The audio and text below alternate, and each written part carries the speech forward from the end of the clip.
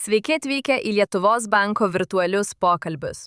Čia sudėtingus finansinius dalykus aiškiname paprastai. Aš Vincas, o šiandien kartu su manimi Meda, mūsų išmanioji finansinio raštingumo virtuali ekspertė. Kalbėsime apie būsto paskolas nuo pradinio įnašo iki palūkanų.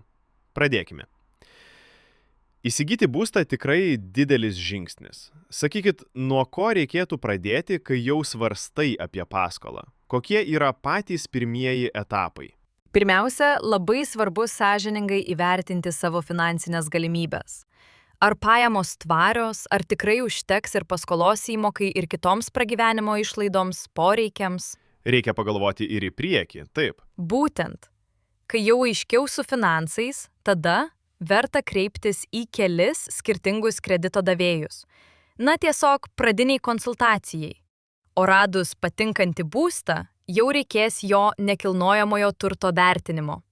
Čia svarbu žinoti, kad paskola negali viršyti 85 procentų turto rinkos vertės arba kainos.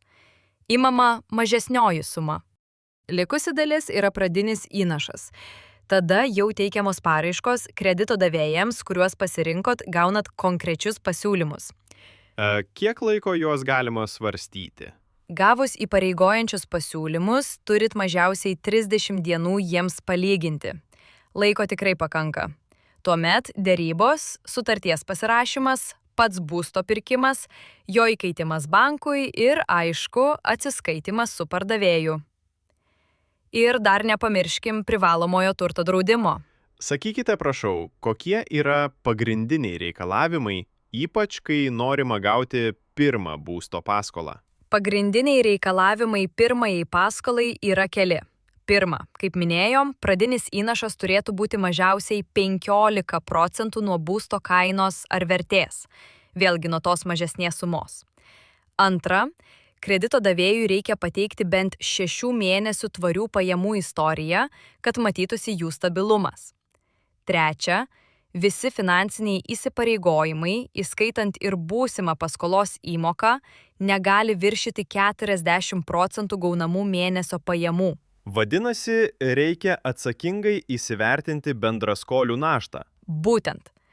Ketvirta, žinoma, gera kredito istorija. Galiausiai penkta, maksimalus paskolos grąžinimo terminas yra 30 metų. Bet tiesą sakant, kredito davėjai gali taikyti ir šiek tiek griežtesnius reikalavimus. Minėjote 15 procentų įnašą pirmajam būstui, bet girdėjau, kad jei žmogus jau turi paskolą ir nori pirkti antrą būstą, taisyklės kitokios, tas įnašas didesnis. Taip, tiesa. Antrajam ir kiekvienam kitam būstui, kurį perkate su paskola, pradinis įnašas jau turi būti gerokai didesnis, ne mažiau kaip 30 procentų.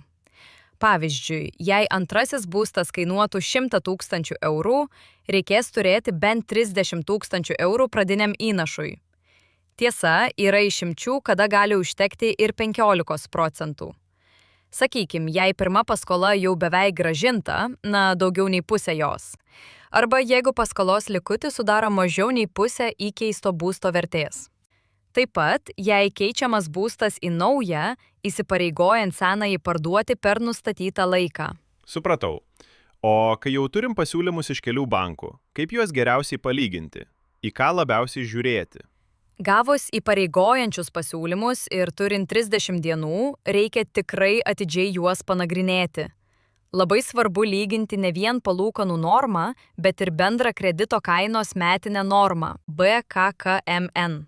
BKKMN. Skamba sudėtingai. Kas tai?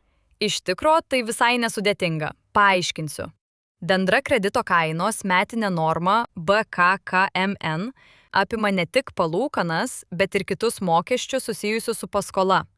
Todėl jis geriausiai parodo, kuri iš jų bus pigesnė per visą laikotarpį. Taisyklė paprasta. Kuo BKKMN mažesnis, tuo geriau.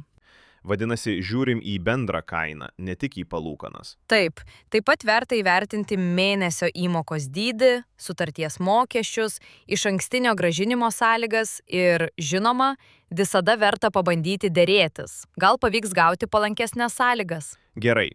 Pereikime prie palūkanų. dažniausiai siūlomos kintamosios. Kas tai ir kaip tai veikia? Kintamoji palūkanų norma susideda iš dviejų dalių. Pirma dalis – kintamoji bazinė palūkanų norma. Lietuvoje dažniausiai tai yra Euribor. Antra dalis – tai fiksuota kredito davėjo marža. Ji nekinta visą sutarties laikotarpį. Tai Euribor keičiasi? Taip, Euribor dydis priklauso nuo Europos centrinio banko sprendimų, nuo ekonominės situacijos, infliacijos.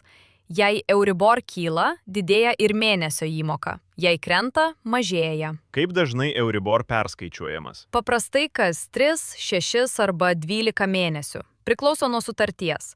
Todėl renkantis kintamasias palūkanas labai svarbu įvertinti riziką, kad palūkanos gali augti. Ir tam reikia turėti finansinį rezervą. Kokia alternatyva kintamosiams? Girdėjau apie fiksuotas palūkanas.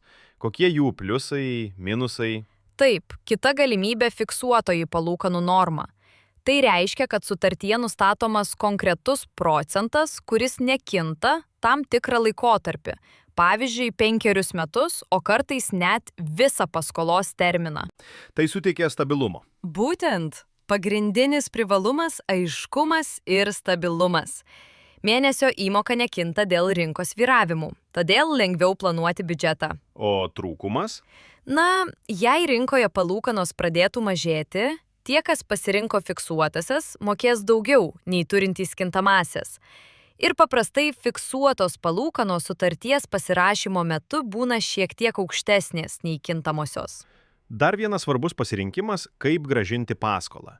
Girdėjau, yra linijinis būdas ir anuitetinis. Kuo jie skiriasi? Taip, tai 2 pagrindiniai metodai.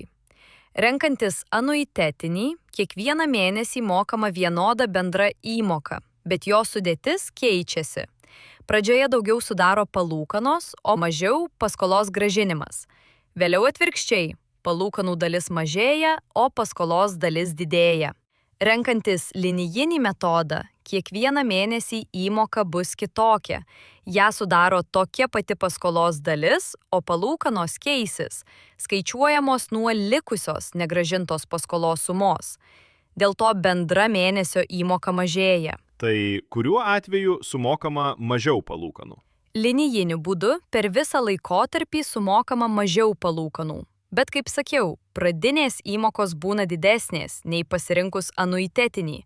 Todėl anuitetinis kartais patrauklesnis tiems, kam pradžioje svarbesnės mažesnės įmokos. O ką dar svarbu žinoti prieš dedant parašą ant būsto paskolos sutarties? Pirmiausia, svarbu žinoti, kad turite teisę apsigalvoti. Nuo sutarties pasirašymo dienos yra 14 kalendorinių dienų, per kurias galima sutarties atsisakyti be jokių papildomų mokesčių. Tiesiog reikia grąžinti gautą paskolos sumą ir iki tol susikaupusias palūkanas. Kreditorius taip pat gali paprašyti, kad kredito gavėjas atlygintų patirtas administracinės išlaidas. Be to, svarbu žinoti, įsigyjant būstą privaloma jį apdrausti. Tačiau draudimo įmonę galima rinktis laisvai, nebūtinai tą, kurią siūlo bankas. Galima ieškoti geresnių sąlygų? Taip, kredito davėjas gali pasiūlyti palankesnės paskolos sąlygas.